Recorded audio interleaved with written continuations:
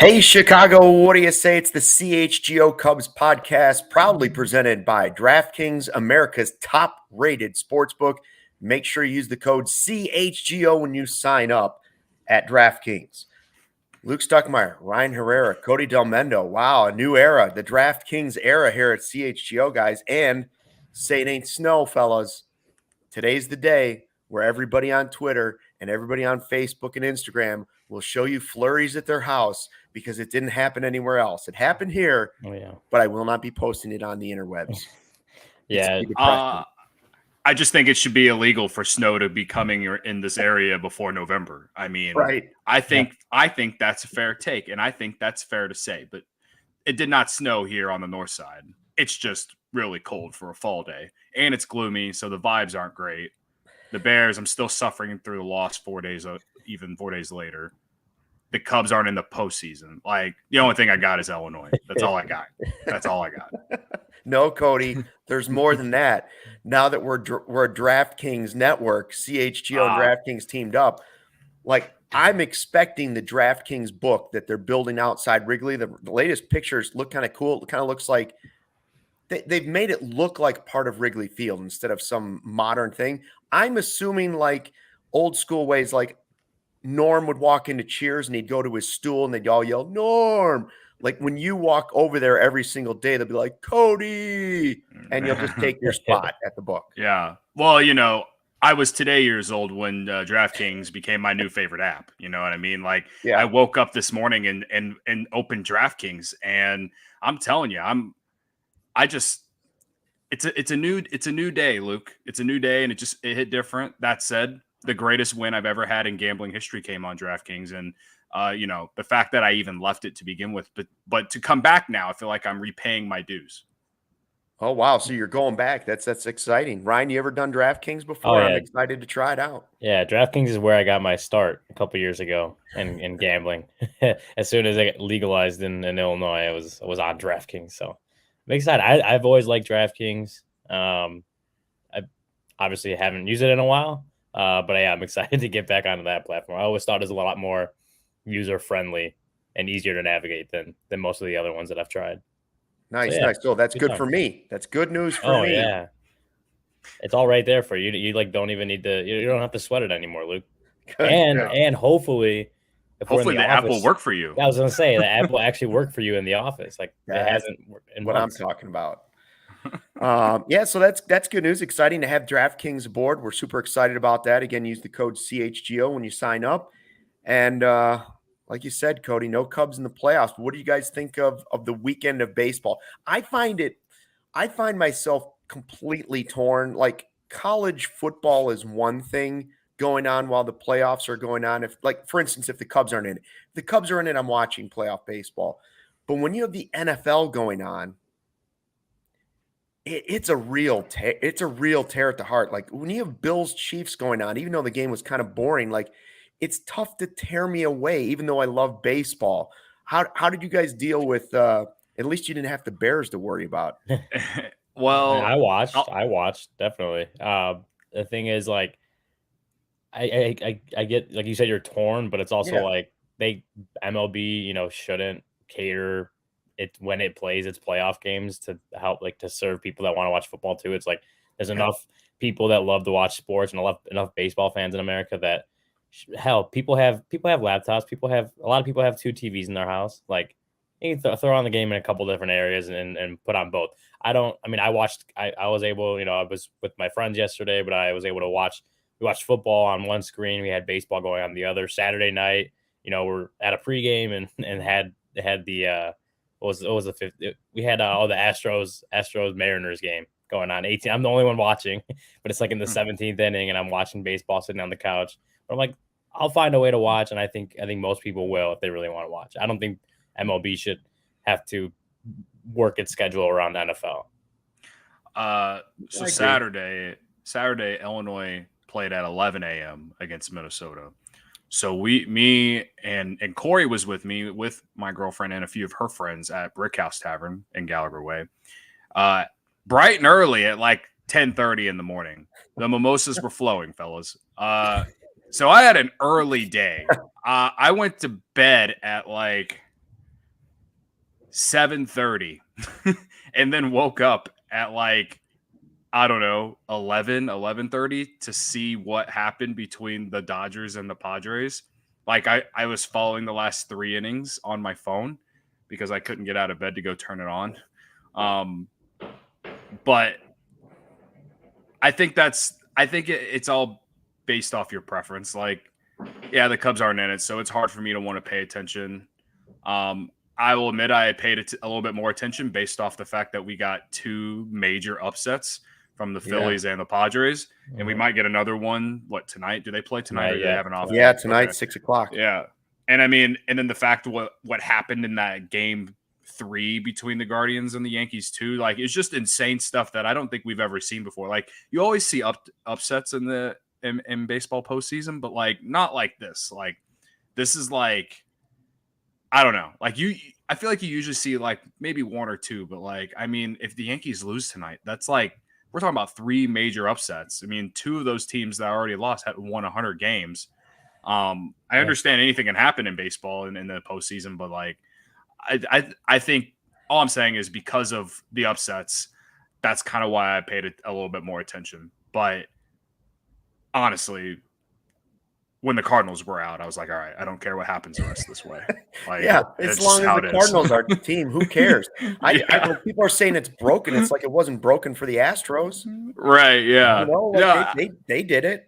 Well, they've also, I mean, that's been the thing since like since they even started introducing league championship series, since they introduced the wild card, since they introduced the second wild card. Like it's the expansion. I mean, I don't know. I don't know how I feel about there being 6 teams, and if it ends up going to 7, I still don't know how I feel about it. But it's just also like that's just baseball. That's the evolution of the game, and no one's going to be happy. Old heads are going to be upset about it regardless of what happens. So just again, I say MLB, just do it. I mean, I think it's a lot of MLB like looking to make a little bit more money, which is completely fair. And if people are watching, then people are going to watch. And I mean, the Dodgers had 4 days off in between games before they played. Like, you ask most teams, you ask the teams in the NFL that are fighting for that 1 seed to have that extra that bye week. Like, they wouldn't give that up just to play another game, or right. So like the top seeds to have that extra rest.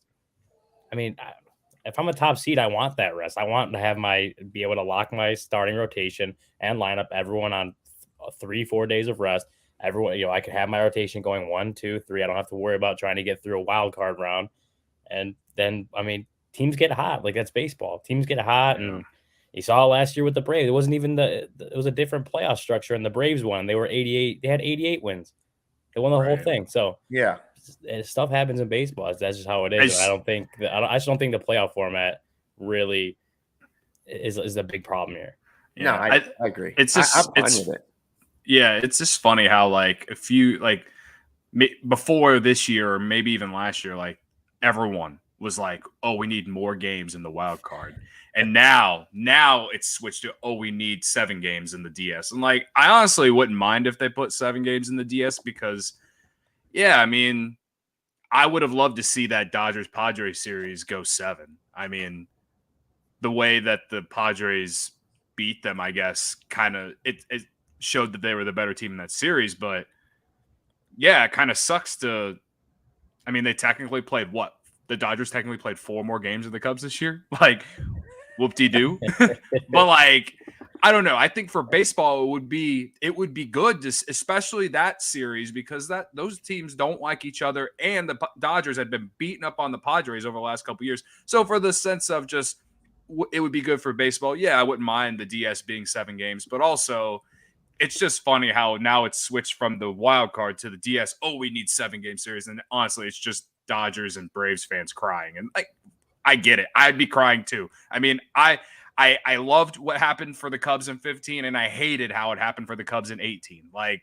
When it came to the wild card. And I thought that, in 18, that if the Cubs would have just won the division, they just went in game 63, then they wouldn't have had to do that. But also, I feel like they could have won 2 out of 3 against the Rockies in the wild card. And it just sucks. When your team loses in those situations, it sucks.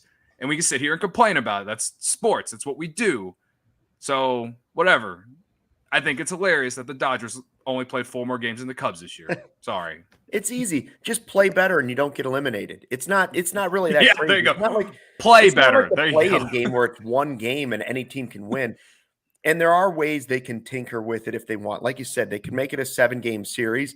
I've always thought that another one you could do, because home field and time off, what Ryan is saying is true. You can set up your staff, but maybe guys aren't as fresh, whatever. It totally worked for the Astros. Maybe you give one more, if you're going to keep it just a 5-game series, maybe you let the one team start with a 1-0 series lead that's had the time off. I mean, that's an advantage. You start with a 1-0 series lead. That's an advantage right there. Yeah. Right? Like now you have to win less games. I mean, I'm fine with it. Look, the Dodgers are out. And I don't care if the Yankees are out either. It's still exciting. I will say this, that as much as I know MLB wanted this postseason to be Yankees and Dodgers in the World Series, there's no doubt that that's what MLB was rooting for ratings and stuff like that.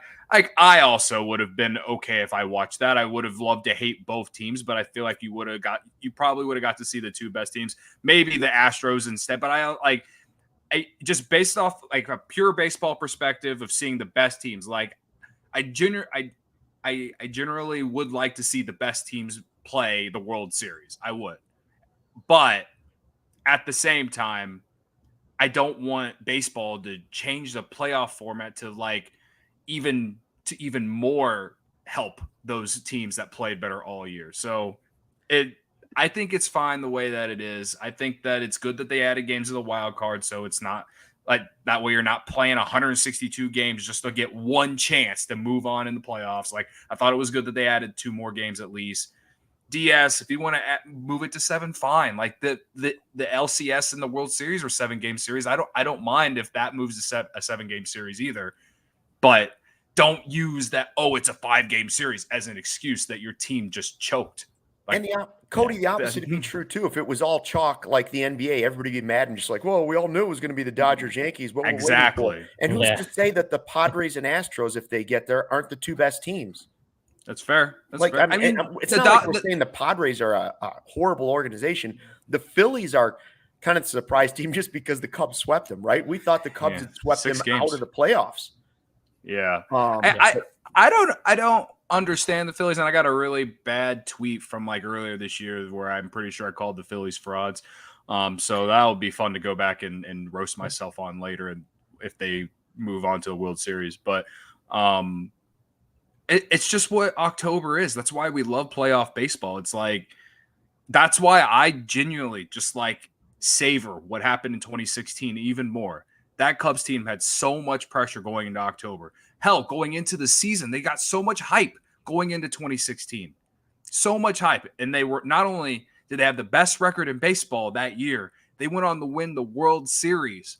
And so yeah, over the last 6 years, I've savored it a little bit more when you watch these other good teams. I feel like the 2018 Red Sox are the only other team that was the best team all season and just rode through the playoffs and dominated. Now, the Cubs didn't dominate in the 2016 playoffs. They had some luck go their way, but they won it, right? Red Sox in 2018, I honestly feel like they just dominated the entire year. But there really hasn't. You don't see that a lot where the team that dominated from April all the way through. And to me, that's why that season for the Cubs was so special. And you can say that for other teams too that have done that. But that said, though, when teams get hot, it's a good story and it's fine. But that all has to do with, catching guys at the right time, getting production out of players that you're not expecting. I mean, the Guardians are like a great example. Like this guy with the SpongeBob walk-up song, like who was he? Like who is, like I don't get it. Like I'm rooting for the Guardians tonight.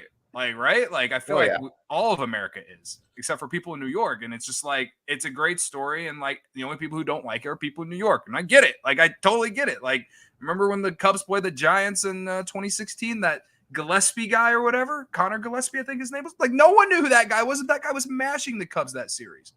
Daniel Murphy in 2015. Like, it's like, it's things like that, yeah, it sucks when you lose because of things like that, but that's playoff baseball. That's what we've seen for years and years and years.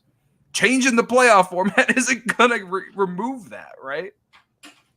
No, agree. Yeah, no. What you guys think of the Schwarber quote? Anybody mad? Brian, would you be, as a baseball player, would you be bothered by that? I don't think fans should be bothered by it. Like he said, basically that, no offense to any fan base because they're all amazing, but this is by far the best division series I've ever seen at a home field, just how electric it was. They're in tune with every single pitch and every big spot. It was just electric. Okay. So what? He's trying to amp up his fans. And if you can amp up any fan base, it's Philly fans. Like they'll throw snowballs at Santa Claus. So I wouldn't get worked up about it. And I will say this.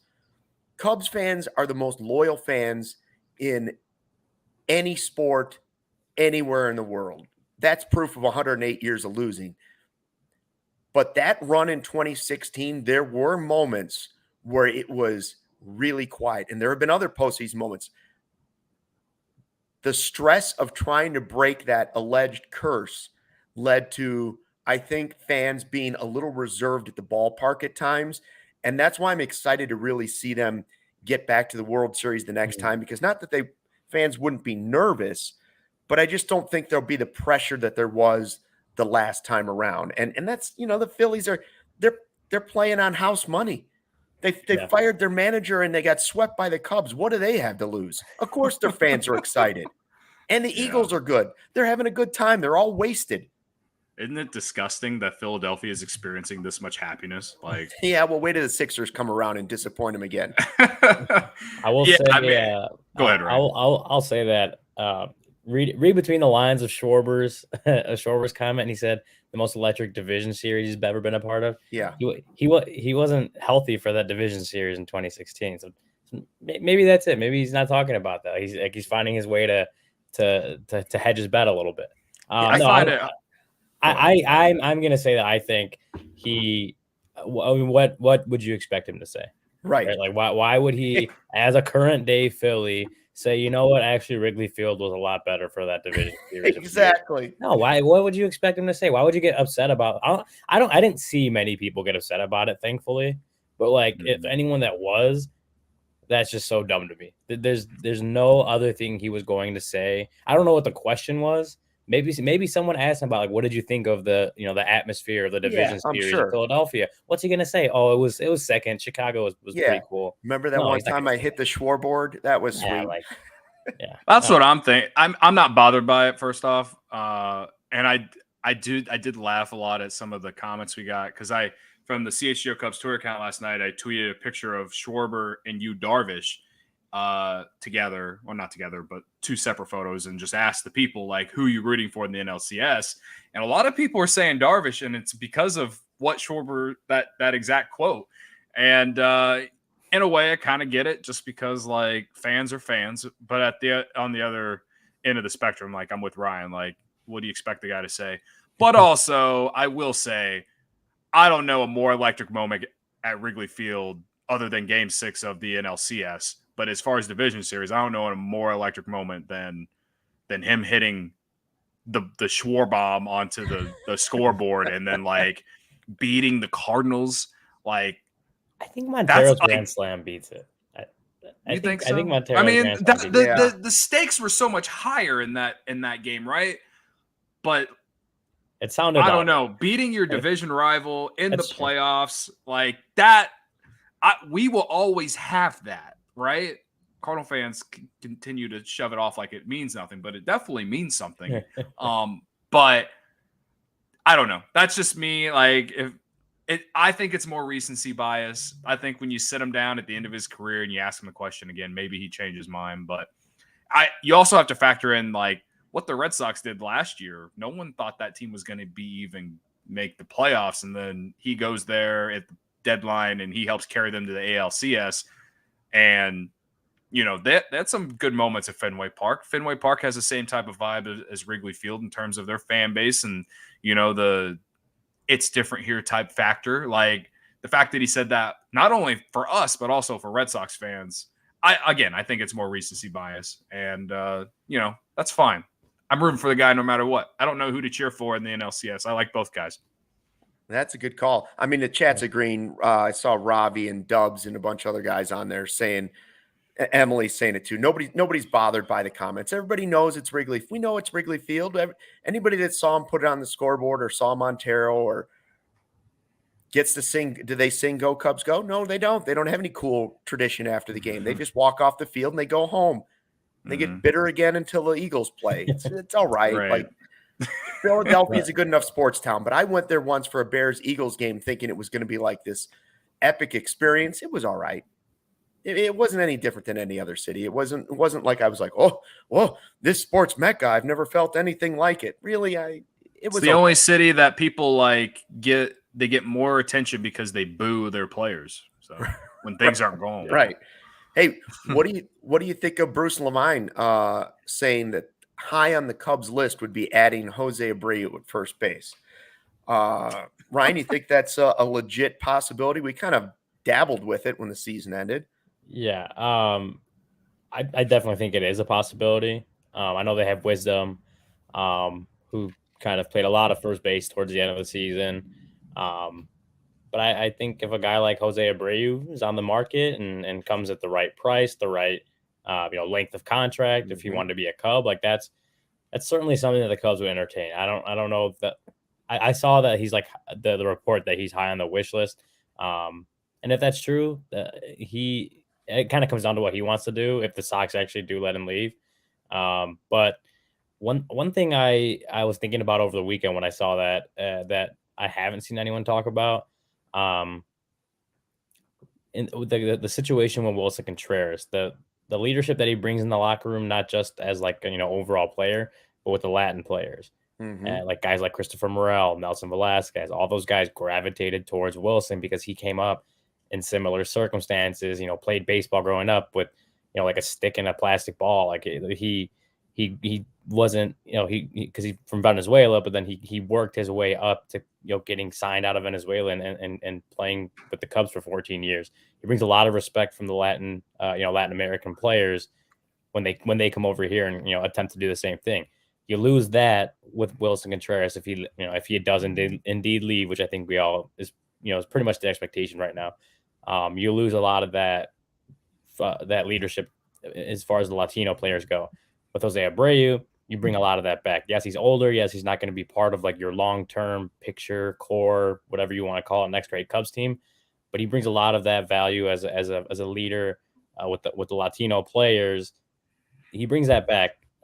All that you lose with Willson, which I haven't seen anyone talk about that yet, and I think that's just another added value that you would have with Jose Abreu. Again, it has to be, the right amount of years. I think that the AAV doesn't matter as much, but it has to be the right amount of years. You're not signing him to a 4-year contract. Like, no, you can't do that. 2 or 3 years seems realistic because even if just one of those years is a total waste of money because you're playing at that point, maybe MASH Mervis all the time, it's worth it because you would allow him to ease into the big leagues. There's no rush to get him there.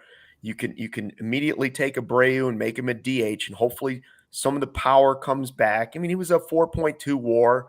The guy's still a good baseball player, and I do agree that he comes with not only some of the Latin leadership, but just leadership in general. Like you're losing Hayward, who was also a leader on the team. For whatever you want to say about Jason Hayward, you're going to lose 2 vocal people that were leaders on the team.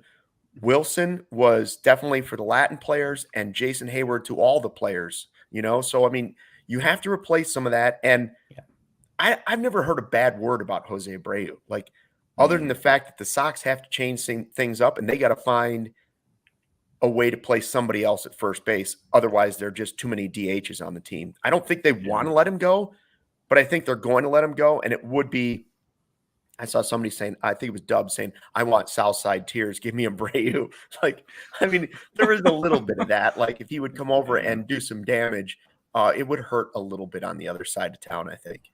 Yeah. And I sorry, Cody, I was going to say, I definitely didn't like want to discount any of the offensive stuff. Like, he still had a very good year this year.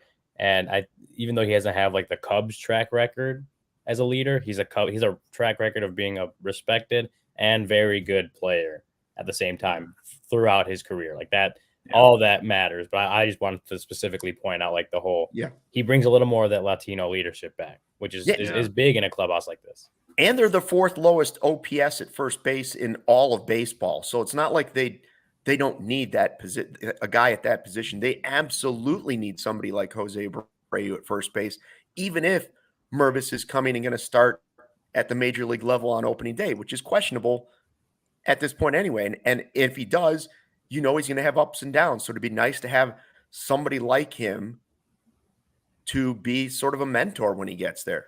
Right.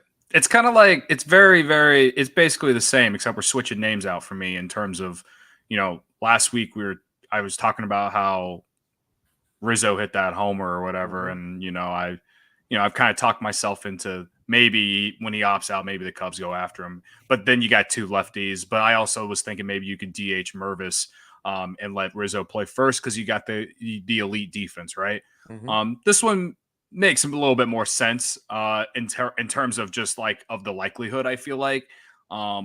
Which is weird because I just never thought Jose Abreu would ever leave the White Sox. I feel like he was going to be a Sox guy forever. But they have so many like first base / DH types. Like, they probably want to move Andrew Vaughn to first base or someone like that. Or maybe they finally I don't know. They have so many issues over there, right? And like, how they don't pay anyone anything. But again, they have so many of the same types of players that are like first base or DH types, and he's older and stuff like that. So I could see the Sox letting him go. Do I think he would actually come to the Cubs? I mean, I don't know. Just like he is beloved by the Sox fan base. Would he actually go to the rival across town? I don't know. Money talks, though. Money talks. Oh yeah, money talks. But I'm with Ryan. You got like 2 or 3 years. I think 3 years max. And whatever the money is, fine. I think 3 years it would be good, and you let him help groom Matt Mervis, and learn from him. But also, he can be a really good leader for a lot of these young Latin American players that the Cubs have. So and again, the Cubs need vets. They got a lot of young guys, right? They need some veterans in there and to mix it up. And I think he'd be a guy like that would be great. He's, he won the MVP in the Mickey Mouse year. If you want to take however much you went into that, fine. And he's just been a very consistent baseball player over the course of time. And then at times back during the golden era, you could argue that Rizzo was better than him. But I think at the back end, you could definitely argue that Abreu was better than Rizzo. I just think that he's a really good baseball player and he's a leader and he makes a lot of sense. And the fact that he is right-handed and Mervis is left-handed, you could platoon at first base, or you could just let Mervis DH more often than not. I don't know. I don't care. I just think that having both of them will be a very, very big plus. It'd be better than having Wisdom platooning with Mervis. As much as I have defended Wisdom on this podcast, I think Wisdom is I think Luke said it, like he just can't play every day. He's a very solid role player. You give him the right matchup, he can really help your team. But Abreu is a proven guy who looks like he can still hit. The homers were down this year, but he hits well at Wrigley Field over the course of his career, right? Yeah, you don't have to see that in the crosstown. Yeah, don't ask me about the day that they teed off against John Lester back in 2020. It was a miserable day for me. I would be all for it. I do think there is a factor in the fact that it is the other team on the other side of town. And like, would he do that to Sox fans? Yes. Money just talks. have to. More importantly, I think it's the money, and B, you might have to convince him that you're actually serious about contending. Because my guess is he's going to want to ring chase at the end of his career a little bit too. Like if the money's equal, yeah, sure, he'd probably like to stay in Chicago. But if the money's equal and he can go to a team that is clearly going after a World Series, that's what you've got to compete with. So that's where signing a Correa or a Turner or somebody to go with him would be like, here you go, Jose. We are serious, and we're not that far away, and you can be a big piece of that. Like, I think that's important, probably too. Yeah, no, we'll see. I mean, again, I'm all for it. I think the Cubs are gonna just have to pay him more than whoever else comes calling. I think for him to actually consider it. I do think the whole crosstown rival thing is a thing for in this instance. But again, yeah, money talks. We'll see. But I'm all for it. Money does talk. Hey, speaking of money, so we got DraftKings on board. We're excited to be DraftKings now. And we got another fun sponsor, Shady Rays, baby. We're getting some new shades. I'm excited to get mine in the mail. Like, same. I got some coming that are full wraparounds for when I go fishing. The sun doesn't come in behind your eyes and reflect back. You need the full wraparound shades to keep the sun out of the sides. Okay. That's what I'm looking forward to. I got polarized coming too. See, I'm not doing that. I went with the ones that I think it's the black timber. That just look cool. Yeah. I just need to look cool. These look cool too. These look cool. These I'm just like, I won't be distracted. I'll be focused in you. You put the polarized on, you can see the fish in the water. You don't have to. But there's nothing worse than facing away from the sun and it's catching the back of your sunglasses. I hate that. Right in the peripheral. Yeah, no, I agree. I haven't fished in a long time, but I gotta assume that it sucks. But yeah, no, Shady Rays.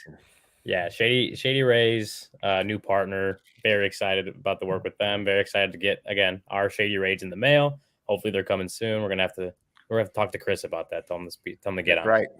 But Shady Rays, they never understood why sunglasses were so expensive, so they set out to change it. You don't have to break the bank for quality sunglasses this fall because our friends at Shady Rays have you covered.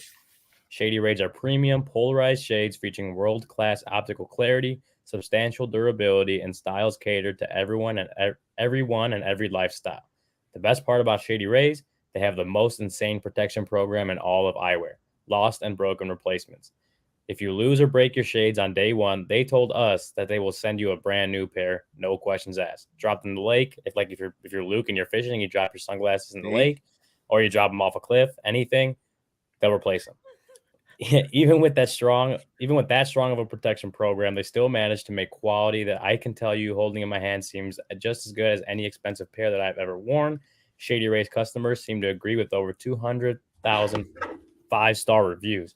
It's a lot of 5-star reviews. It is. Shady Rays also provides 10 meals to fight hunger in America with every order placed and have donated over 20 million meals to date. They stand behind their product and told our team that if anyone has a problem, they will throw profit out the window and do what it takes to get it right. Free returns and exchanges. You either love the shades or Shady Rays will pay to ship them back. That's it. And now, exclusively for our listeners, Shady Rays is running their deepest deal of the season. Use code CHGO for 50% off 2 or more pairs at shadyrays.com. Wow. Buy one, get one free. You can get 2 pairs for as low as $54. Redeem only at shadyrays.com, where you can find all their newest and best shades. I'm excited about this. I love this. Absolutely. I'm excited. I can't wait to get mine so I can just shade away the fact that the Cubs aren't in the playoffs and just completely forget that it's not happening. You could put them over your eyes watching Bears games to hide the tears. Oh, yes. Everything. Oh my God. I will wear Shady Rays during every Bears game. Yeah. Just so I don't have just cover my face. No, I feel like perfect. Cody's going to look great in those in the DraftKings Sportsbook at Wrigley with reflector shades on, and he's just going to be sitting there making his wagers, and everybody who is that guy with reflector shades on? That's Cody Delmetrics over there. That's Cody Delmetrics. Sean Caselli says, any relation to Sweet Baby Rays? Oh, I love Sweet Baby Rays. That's my favorite barbecue. If we should start a partnership with them, man. They used to have a Sweet Baby Rays restaurant right down the street from my house. They used to have one right down from Wrigley. They used to have one on Clark. There was a Sweet Baby Rays. I would get the barbecue turkey sandwich there was off the charts. They still have it at United Center. It's great. No free ads though. Yeah. Our next partner has a product I've been using literally every day. Started taking AG1 because I didn't have time. I wanted better gut health, more energy, and optimized immune system. Now I've been on it for, what has it been, since April?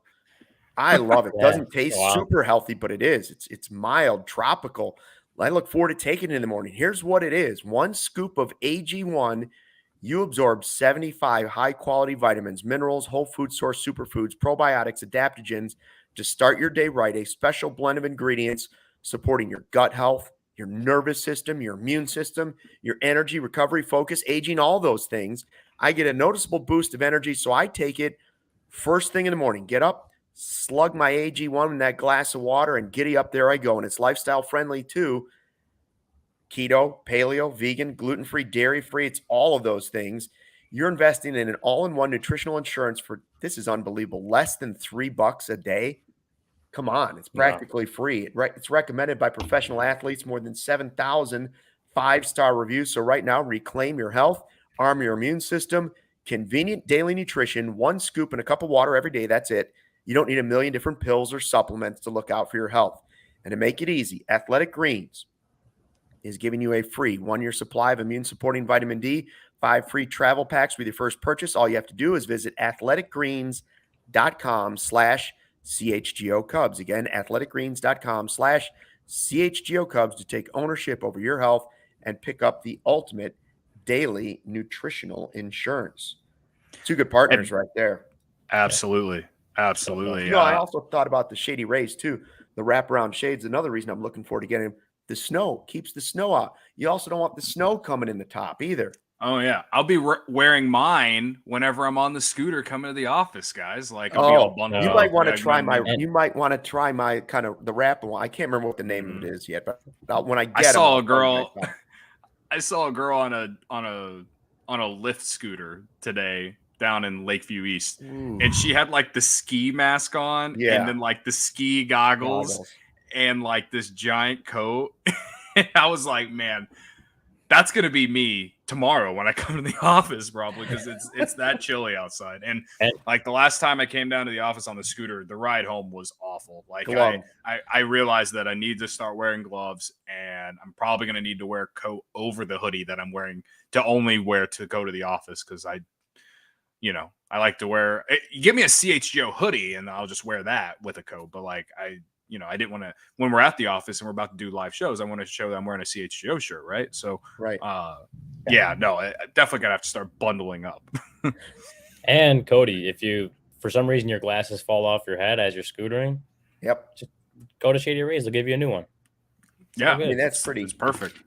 You don't get that from Ray-Ban, let me tell you. Nope.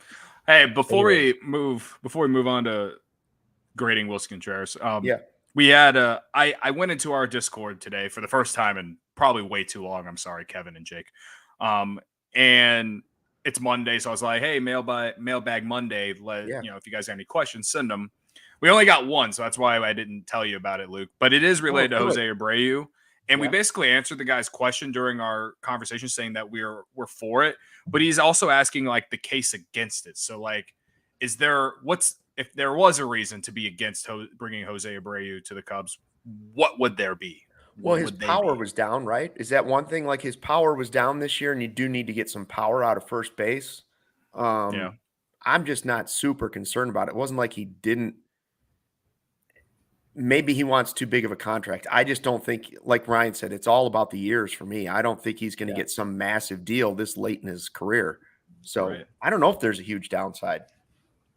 I don't see one. I really don't. I mean, the power's going away a little, or at least this year went away a little bit. But again, over his career, he had been a very consistently good hitter with a lot of pop.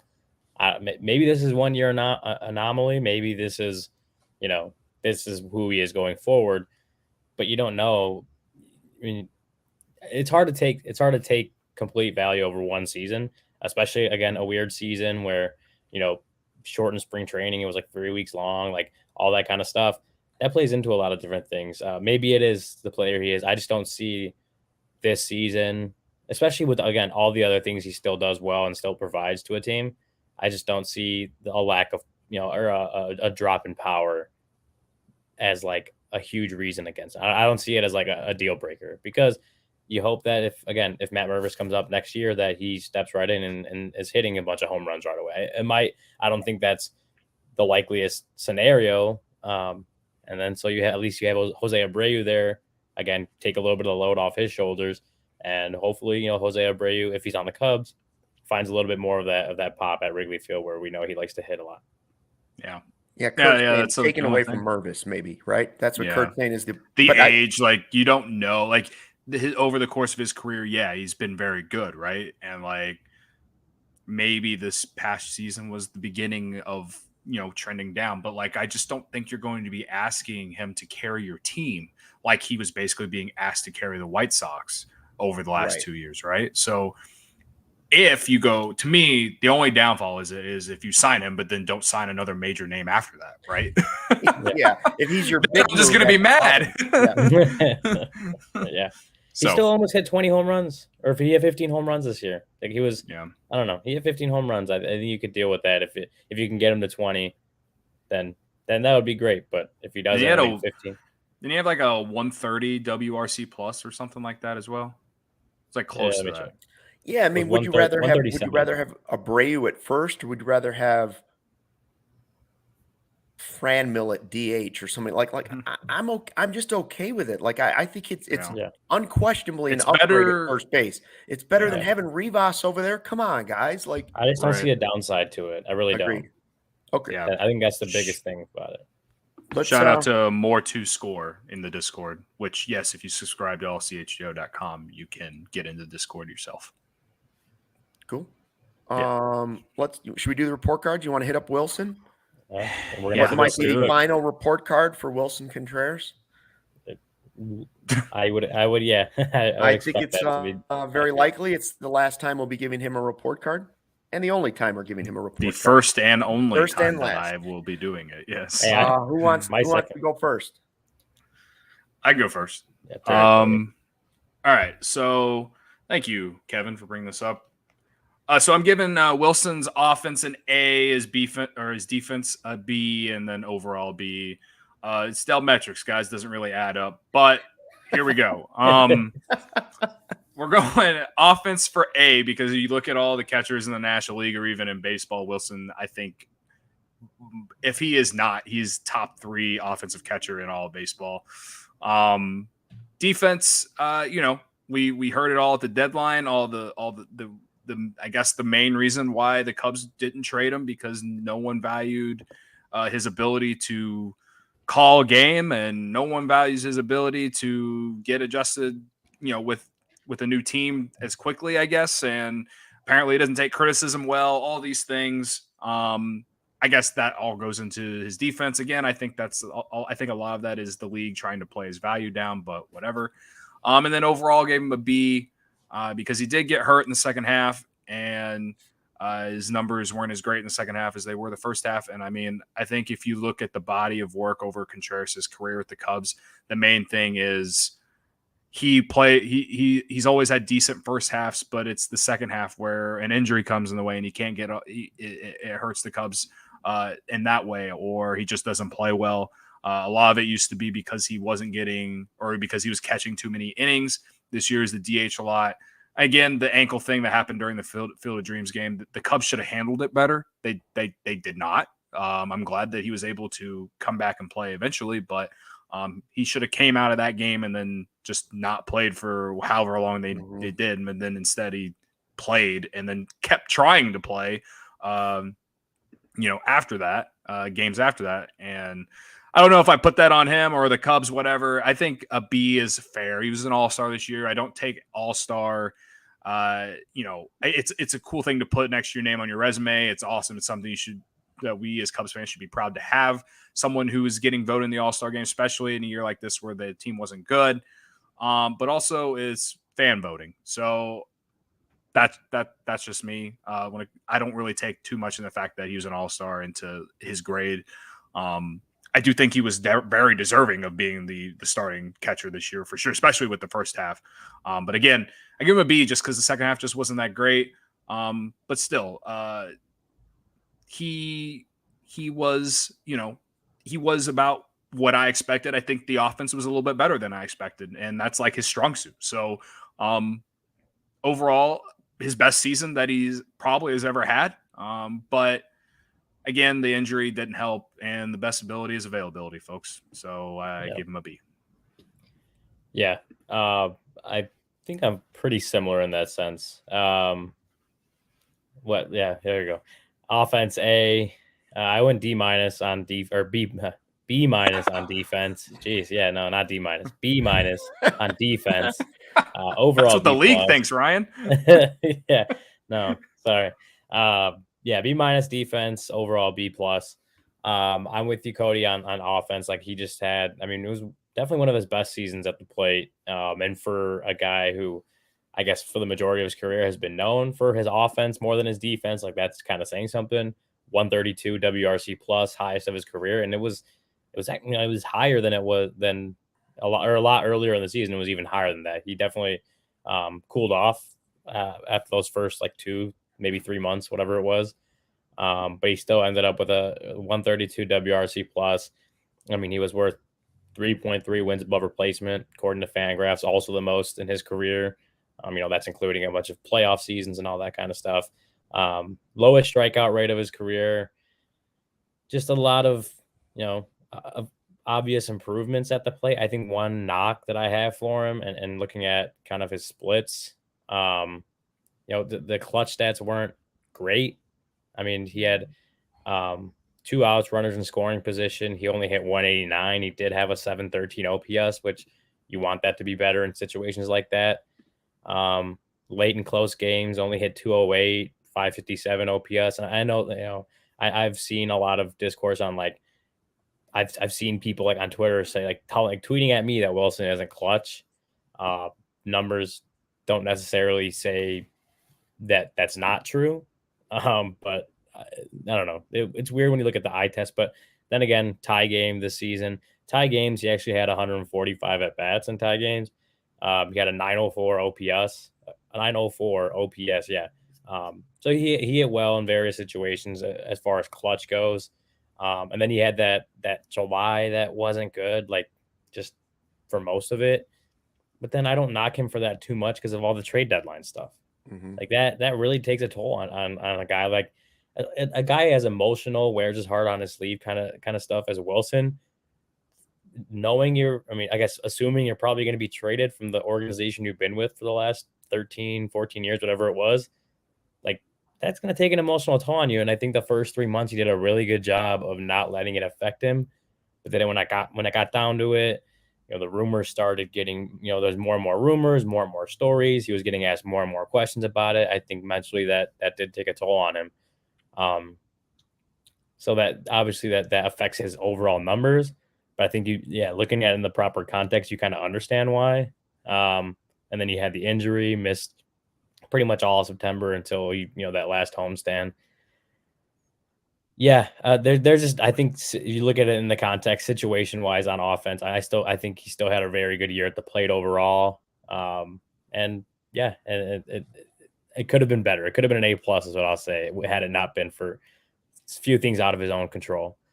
Defensively, I gave him a B-. I think he still had negative defensive run save this year. I think the biggest thing is, he was okay. He still has a great arm, still is very good at throwing runners out. We know that. That's been his calling card as far as defense goes. But I think reason why I put him a little bit lower is because he just didn't play a lot of catcher this year. I think he played 72 games at catcher this year. And I know that was by design, so I can't knock him for that too much. Like it was by design for him to not catch a lot and to let Yan Gomes catch, and then eventually PJ Higgins same way. But to really get a good grade defensively, you kind of got to be playing there at that one position a lot, right? Like, yeah, I think someone said in the chat he didn't qualify for catcher stats because he didn't play enough innings at catcher this season. So that was a little bit of a knock on him for me and why I got him down to a B-. But I think overall he was okay at defense. I didn't see a ton of just, again, I didn't give him a D-. I know I said it at first. That was a mistake. I was not supposed to say D-. I gave him a B-, B, like boy. Yeah, no, B minus. Wow, that's he had a tough. good year. He had a good year, especially at the plate. Defensively, I didn't see anything that was just, again, when we talk about like teams outside worried about his defense at catcher and stuff like that. I just like, again, I don't see it as much. Maybe I'm not as in tune to what the numbers say, and maybe they have more metrics that tell them something different. I just didn't see it. Like I didn't see a bad year defensively from Willson Contreras. So B plus. That's my rating. Yeah, I think he had a good year. I think he had a good year. It wasn't. I said it in an earlier story, but I think it's also one you reasonably could have expected from Willson Contreras, which is why a guy like Nico, I was like that was a way well beyond expectations. Why he got better grades in some areas. I think this is also a season that, like, Willson Contreras is a good hitter. He could have a season like this if everything kind of goes the right way, if he's healthy, all that kind of stuff. So, yeah, weird grading scale that I'm giving it, but those are my 2 cents. Ryan and I have the exact same report card: A, B minus, B plus. And my B plus for overall is the exact same grade that I gave Nico Hoerner. And some people won't like that. And I'll tell you why I'm giving him the exact same grade. And I even considered making him the only person in the A slot. I considered an A minus, but and again, Nico, I think will still go up if he gets the Gold Glove. But it's what Ryan was talking about. Number one, he provided you with something that you didn't get a whole lot of on the team and you didn't see a whole lot of around baseball: power. 22 home runs in the games that he did play, 4th time in his career that he reached 20 home runs. And again, this isn't a season where the baseball was mush and guys weren't hitting home runs. So it was one of his better home run seasons. Offensively, he was very good. Catching, he didn't do a whole lot of it, but the overall B plus. And by the way, defensively, those games where people say he doesn't frame well and all those things, I'll take your word for it. I've seen him play okay defense. I don't think he's the greatest defensive catcher. The pitchers seem to love Yan Gomes, but the overall B plus comes from what he had to go through this season. I give him a B plus because he still provided the offense. He still provided the jolt of energy that the Cubs needed so many times. And this guy was on an absolute battery suck the entire season. From spring training, the little bit he had, every single person, every single interview he did was asking about, is this your last season? Is this your last? Is this the last time you're going to do this? Is this the last time you're going to do this? The guy had to go through it after every single game. And if there's one thing that sucks the energy out of a human being, it is absolutely stress. And there's no doubt he went through a hugely stressful season for him. He doesn't want to leave. He doesn't want to go to another city. He doesn't want to impress another fan base. He wants to be part of the Cubs forever. And I think he finished on a high note, surprisingly on a high note. I think I expected this season to be one of his worst because I thought the stress was going to get to an emotional guy. He's one of the 3 or 4 most emotional players we've ever seen in a Cubs uniform. So to put him through that and then go through the trade deadline, and he's not traded after he's gone through all the goodbyes, and then you got to go through it all again, and then you factor in the injury in Iowa, I was really impressed with the way he finished what is probably his Cubs career, and I'll give him a B+. I won't say he was better than Nico Hoerner. I'm just going to say he had to go through more than any other Cubs player. You could make an argument for Seiya coming from another country and total adjustment change because other guys are coming from other countries too, but they've gone through it. I would say he had the most difficult thing facing him all season long, so I'll stick with a B+. Real quick, gave him a higher grade than me, so don't call me biased. No, I'm not. And we were going to do Mark Leiter, but I think we could shift Mark Leiter to tomorrow and use him there tomorrow. Because I do want to tell you about Pins and Aces, the official game apparel and partner of CHGO. We love our Pins and Aces gear, getting tons of compliments on and off the golf course, a family-owned golf and apparel business. They make amazing polos, hats, golf bags, even your favorite beer sleeve, an innovative product that allows you to store 7 beers or pops or high noons, whatever, right inside your golf bag. Keep them nice and cold right next to you that entire round. Check out pinsandaces.com. Use the code CHGO to receive 15% off your first order and get free shipping. That's pinsandaces.com. But Cody, when will you make your first DraftKings wager? Guys, I mean, I already did because I used it to get these shoes. I mean, DraftKings is my favorite app, guys. It's my favorite app. And that's why I got those new Jordans. That quickly, your favorite app. Bang. That quickly. Like you rolled over this morning? Opened it up. I mean, it was a beautiful thing. It was a beautiful feeling. Yes. DraftKings, guys. DraftKings, my goodness. NBA fans, baseball fans, whoever, but NBA fans, the Bulls start this week, right? That's something I can look forward to. Basketball is back. So tip off the season with DraftKings Sportsbook, an official sports betting partner of the NBA. New customers can make any $5 NBA moneyline bet and get $200 in free bets. $200 in free bets if your team wins. Check this out. In addition to the usual bets, everyone can boost their winnings up to 100% with DraftKings stepped up same game parlays. Ooh. Go to DraftKings Sportsbook app, opt in, and place a stepped up same game parlay today with payouts bigger than ever. DraftKings Sportsbook is where I go to bet on the NBA. Download the DraftKings Sportsbook app now and use promo code CHGO. Make any $5 bet this week and get $200 in free bets if your team wins, only at DraftKings Sportsbook with promo code CHGO. Very good. Welcome to DraftKings. Exciting times, huh?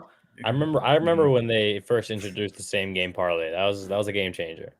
That was a game changer when it came out. I do love the boosts. They have a lot of boosts. My guy Sean from CHGO Bets Daily just sent in the Bets Slack channel that tonight you can place a $25 bet on Justin Herbert to just throw one touchdown at plus 100. That's juicy. He's throwing a touchdown in every game of his career. My fantasy that's QB. That's like DraftKings just trying to give us free money.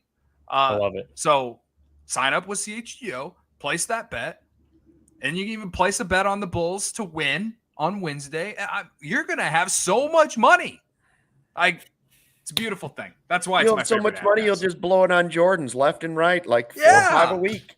Hey, well, it's better to spend DraftKings money buying Jordans than it is to spend your own money buying Jordans, isn't it? Very valid point. Excellent point. And Cody will be able to buy those extra ski goggles to go over a Shady Rays for the scooter and maybe an extra pair of gloves. Yeah. There's so much cash. All thanks to DraftKings. I mean, they're just saving my life. And Shady Rays. And Shady Rays. Yes. Hey, one other thing I saw this weekend was that former Cub and Major League Hall of Famer Bruce Sutter died. He was one of, most people, you guys are young, so most people remember Bruce Sutter as the guy who gave up the home runs in the Sandberg game. He was like the elite closer at the time. He went to the Cardinals. He was at the Braves for a while. But I remember Bruce Sutter being one of the first players I rooted for with the Cubs. And I can remember him coming into the games and being like, just kind of this lockdown guy. He had the big beard. He was a 4-time All-Star with the Cubs. And I was bummed when he went to the Cardinals as a kid. In fact, Bruce Sutter was one of the first autographs I ever got as a kid. I didn't get a ton of baseball autographs, but we lived right by the White Hen in Arlington Heights.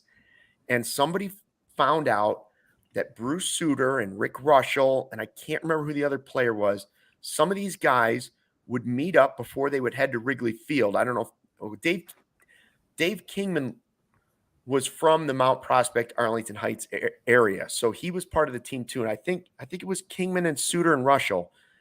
Mm-hmm. They would stop and get their coffee on the way to the ballpark at the White Hen Pantry, which I later worked at. And so we staked it out one morning, went over there, boom, got some Cubs autographs. I believe those are they